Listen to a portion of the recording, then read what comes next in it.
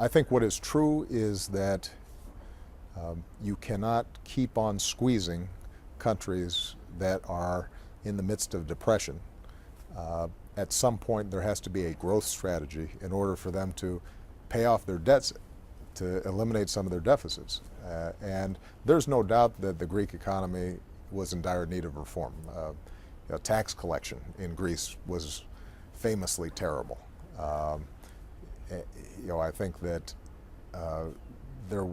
in order for Greece to compete in the world markets, that they had to initiate a series of changes.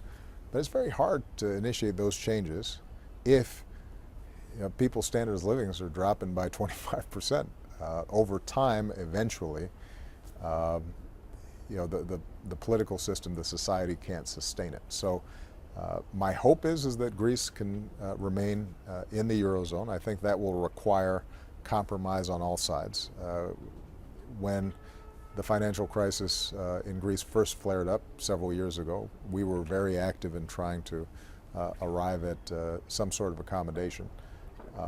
I think there's a recognition on the part of Germany and others that it would be better for Greece to stay in the Eurozone than be outside of it. And the markets obviously are going to be skittish about this. But more broadly, I'm concerned about growth in Europe. And fiscal prudence is important. Structural reforms are necessary in many of these countries.